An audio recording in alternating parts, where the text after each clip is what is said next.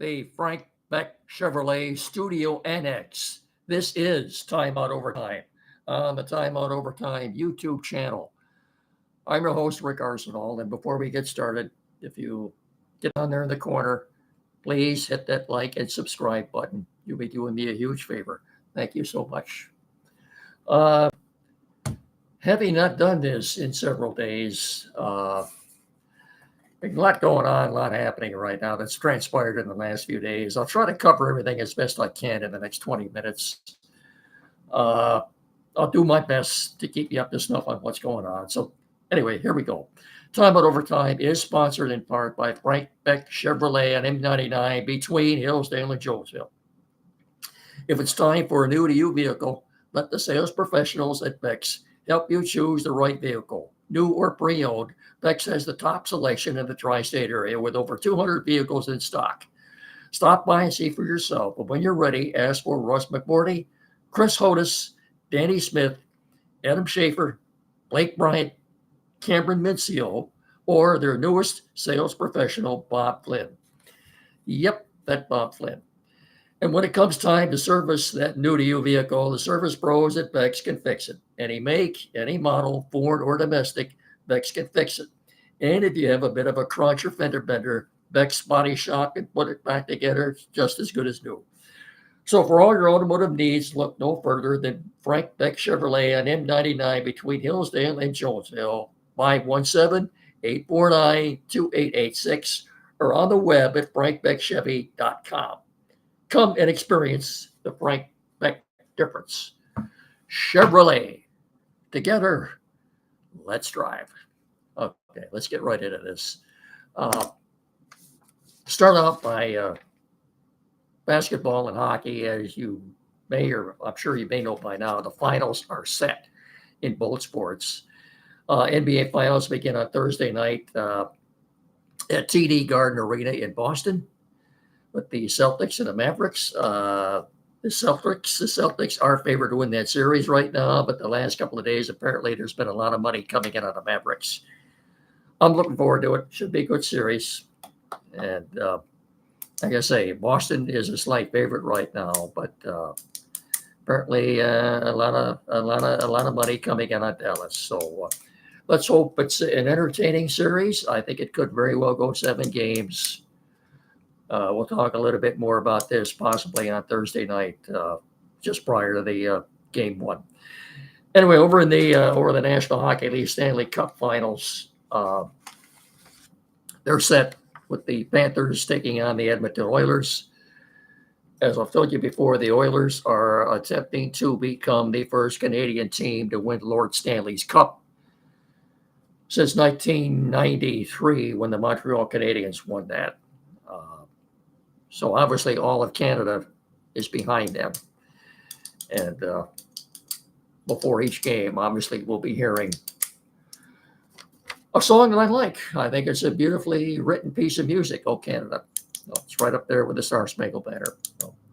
May the best team win. I think the Panthers are slight favorites. They've got home ice for this series. What does that get underway? In Sunrise, Florida, I believe, on Saturday night. Yeah, in Sunrise, Florida. You're wondering where Sunrise is? It's about halfway between Fort Lauderdale and Miami. So at Amerant Bank Arena in Sunrise, the Oilers and Panthers. Again, that should be an entertaining series. Speaking of hockey, that kind of segues into my champ and chumps for last week. My champ, if you've seen the goal Connor McDavid scored Sunday night when the Oilers closed out Dallas, that's one of the most spectacular goals I've ever seen. And let there be no doubt who the best player in the NHL is right now. It's one Connor McDavid. Magnificent piece of stick handling. If you have a chance, you can get it up on YouTube. Go and look at that goal that he scored. My chump is Kennedy Carter of the WNBA Chicago basketball team.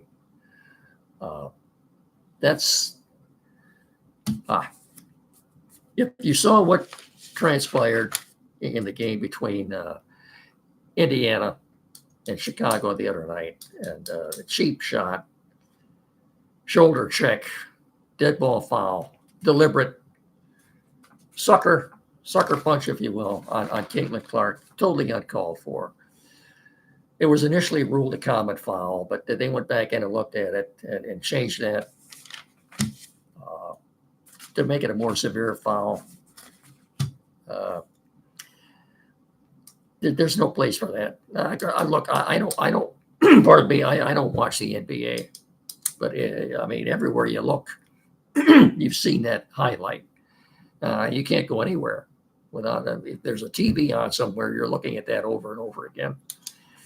We'll talk a little bit about that later on. We get the Tigers out of the way here.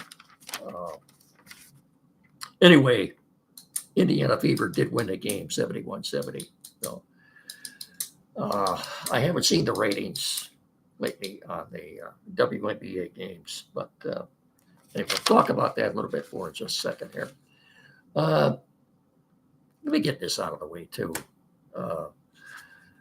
What a good word for a good man who, without his help, I've told you before many times, he wouldn't be able to do this. Tim Lindley at Quality PC in downtown Hillsdale at 37 Waldron Street. It's about 150, 200 feet west of Howell Street on the north side of the street, right on the alley. Any tech service you need, anything. These are the most capable people. Tim and his assistant, Zach, at the shop there. Two of the most tech-savvy guys I've ever met.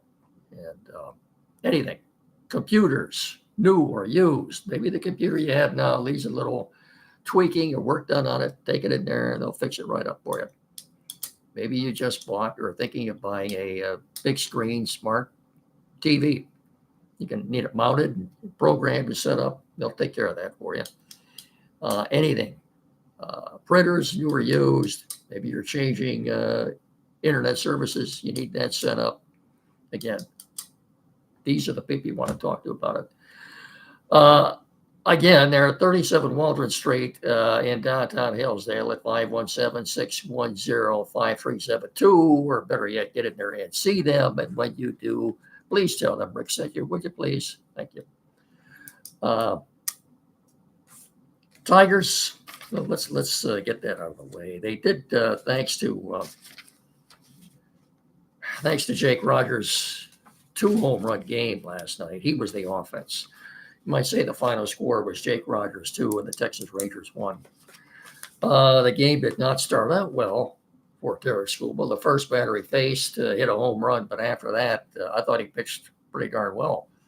He lowered his ERA. I think it's under 2 now, 1.9 something. Still in the running for the Cy Young.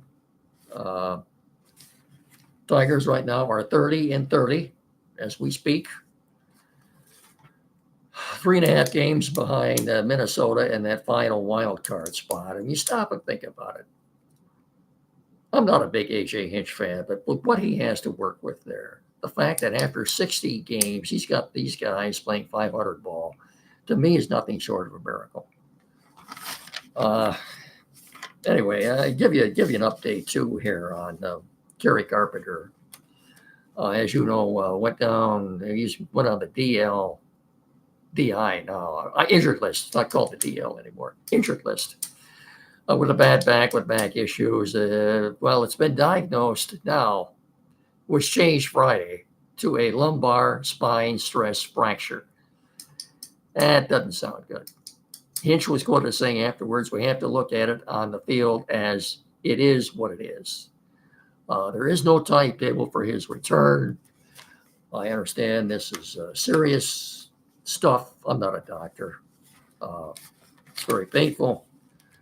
It's my understanding, all the research I've done on this, that there is no surgery required. It's just rest and rehab. But he could be out weeks, months. It could be, and it's definitely be after the All-Star game before we see him again. Most likely not till August sometime. Anyway, tonight, Jack Flaherty's going tonight for the Tigers. Let's hope he's continued doing what he's been doing, which has been pretty dominant. Rangers pitcher, as of last night, we didn't know. It was still to be announced, but he signed off. Dan Dickerson said he thought it would be Dane, D-A-N-E, Dane Dunning. I don't have any numbers on him, but anyway. Something else I want to say about the Tigers, too. They have announced that on Saturday, August the 3rd, prior to the game with the Kansas City Royals, as you know, Jim Leyland is going into the Hall of Fame this summer. Prior to the game on August the 3rd at Comerica Park, there will be ceremonies to officially retire Jim Leyland's number 10. That would leave just Jim Leyland, and then Sparky Anderson's number 11 is they're already on the bricks out there in right center field. So a big day for Jim Leyland, who was the manager of the Tigers in 2 World Series, 4 consecutive division championships. He still works for them. He's still on the payroll. I couldn't tell you exactly what he does, but look good for him. Congratulations, Jim Leyland. Saturday, August 3rd, you're going to get your number officially retired. Big day for him. I think he still lives in Perrysburg, Ohio yet. I think that's where he calls home yet anyway. Is there anything else I wanted to say about that? Yeah. If Jack Flaherty continues to pitch as well as he does, this is becoming more and more of an issue for Tiger president Scott Harris. You remember what happened last year at the trade deadline when he attempted to trade Eduardo Rodriguez. He thought he had completed a trade which would have brought 2 or 3 Dodger prospects here in exchange for Rodriguez. And at the 11th hour, Rodriguez nixed the deal, said he didn't want to go. And you can't blame that on Scott Harris. In fact, I kind of felt sorry for him.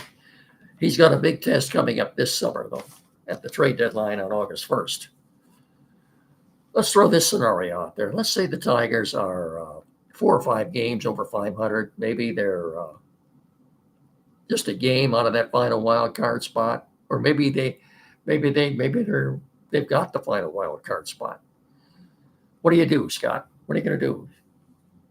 You going to hold them or fold them? In my humble opinion, I think regardless of where they are, come July 31st or August 1st, I think they will be sellers. I have a tough time explaining that to the fan base. But see, Andy and I were talking about this the other morning on timeout. Why would you give Kenta Maeda a 2-year deal, a lucrative 2-year deal, and only give Jack Flaherty 1 year? To me, he got that ass backwards. It should have been the other way around. Flaherty should have been the one with a 2-year deal and Maeda just 1 year. I don't know what felt him compelled to give Maeda a multi-year deal. And he's not looking very good right now. He's going tomorrow night. In 10 starts, I think 4 have been decent. The other 6 have been pretty bad.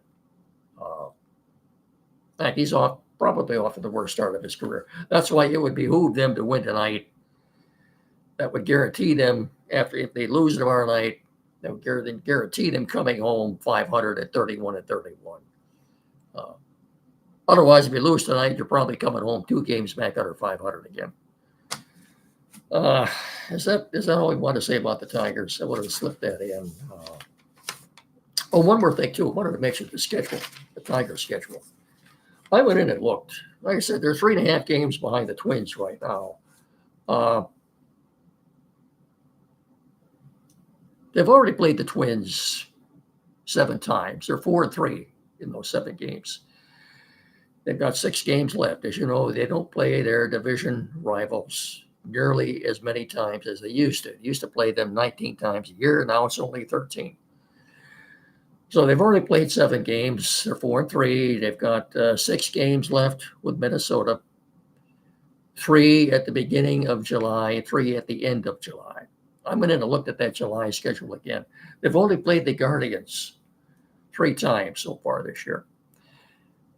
Because of the All-Star game hiatus in July, they've got 25 games in the month of July.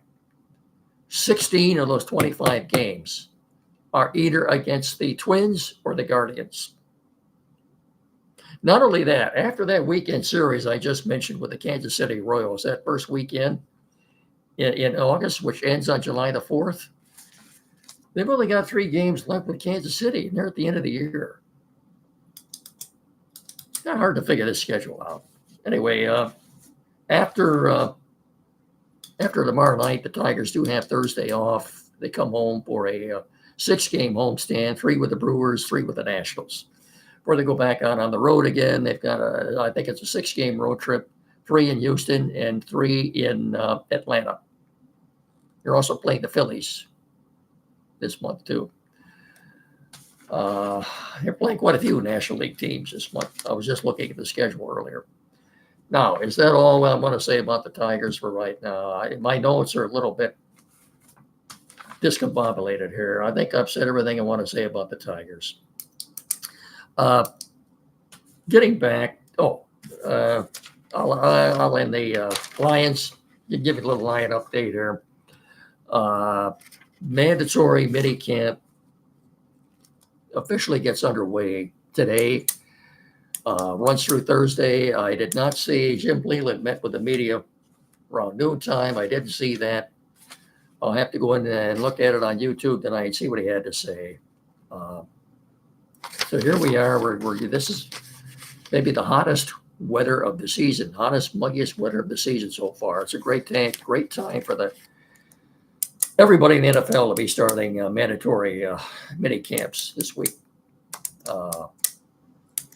Inside the Den, which is a Detroit Lions production, 2024 edition, episode 1 came out a few weeks ago. I think I've already told you about that. It's a must for any Lion fan. It's an hour and 45 minutes. It's lengthy. It chronicles the entire season from opening night in Kansas City to the last game in San Francisco. I'm not going to spoil it too much, but when you've got a couple of hours spare time, sit down and watch. You get it up on YouTube. Magnificently produced. There are some interview in there with Mike Tirico, and he's making comments, and of course highlights with Dan Miller, and it's just a must for every Lion fan. Well done. I've seen bits and pieces of it. I got to sit down and watch the whole thing. But Inside the Den on YouTube, 2024, episode 1. Episode 2, which focuses on the draft and the war room, that comes out about the time they start training camp later next month. Anyway, just a reminder too, the preseason schedule is set.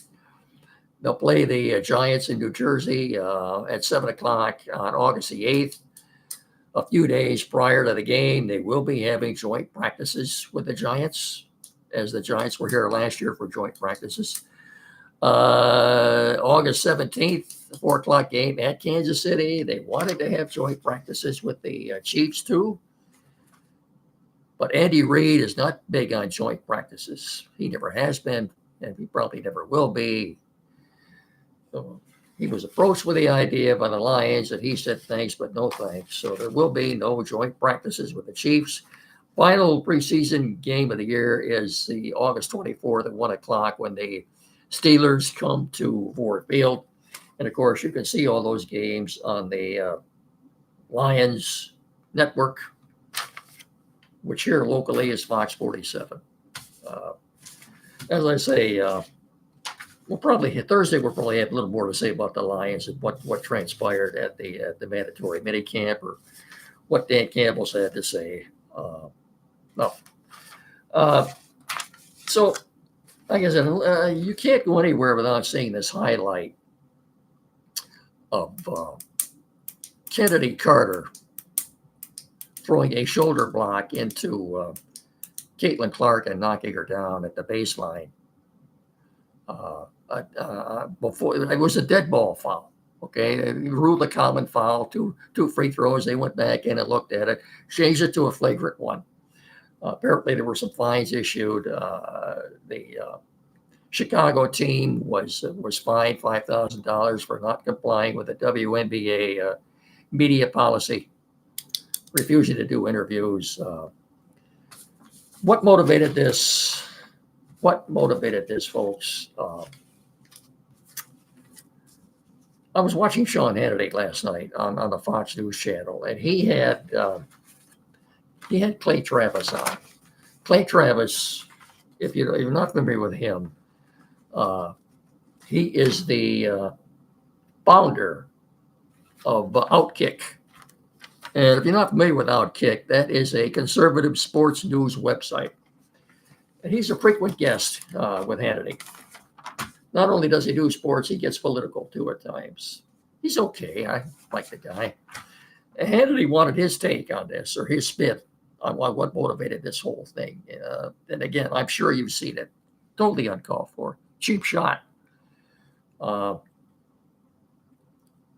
Travis's spin on this was, well, she's a white heterosexual playing in a primarily black LGBTQ league, and they resent her. They resent her. In fact, Hannity was kind of surprised by what that comment that he made.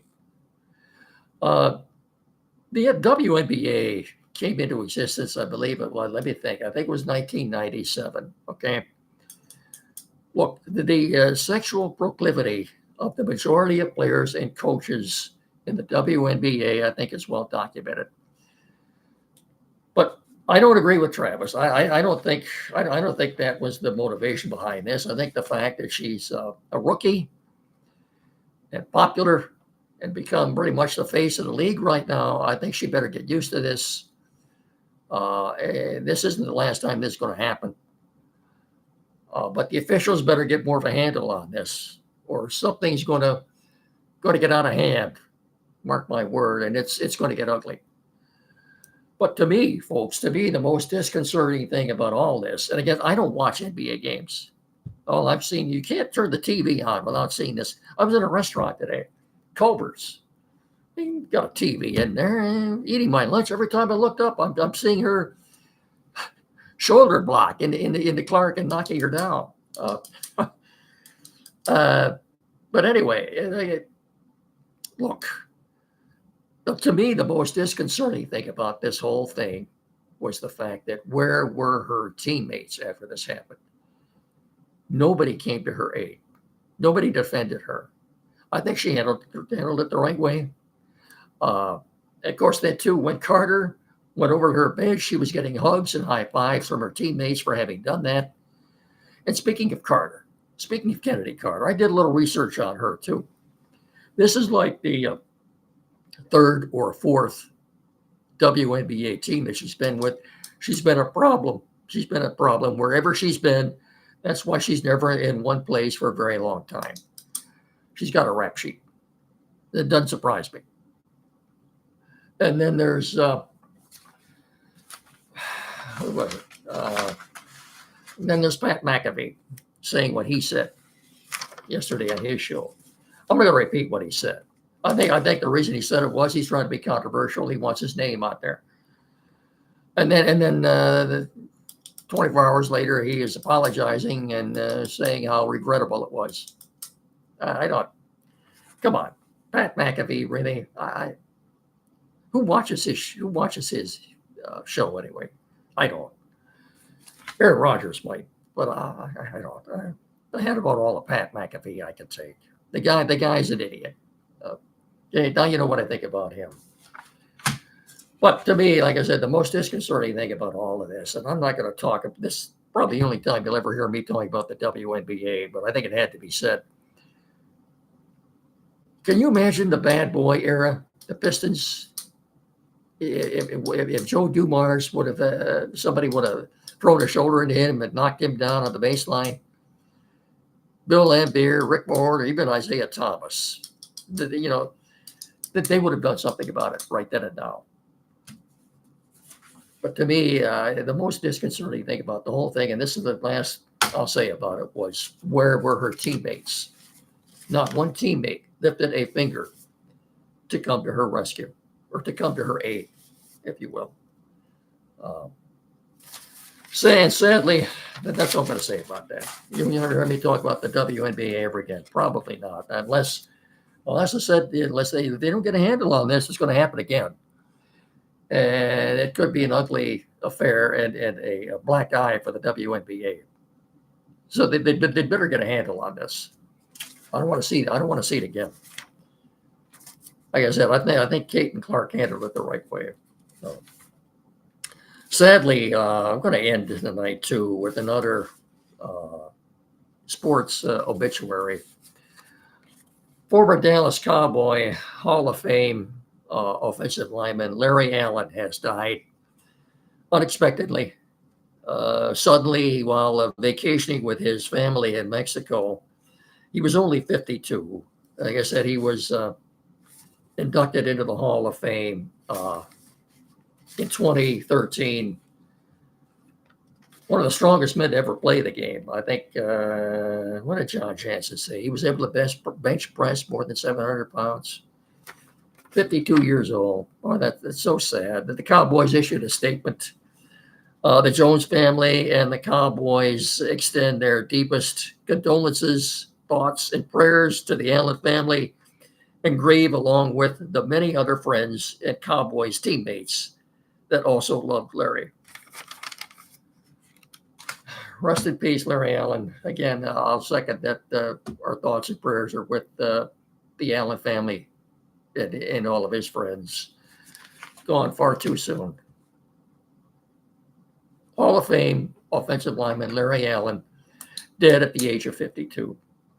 I hate to end on a note like that, but that's about it. That's about all I've got for tonight. Have I gotten everything in that I wanted to get you up to date on? I think I have. As usual, don't forget the Timeout Show every Saturday morning from 9 to 10 o'clock here locally with Andy Brown. And I will talk to you again on Thursday night. So until then, remember, treat each other with respect. And have a good night, everybody. Bye-bye.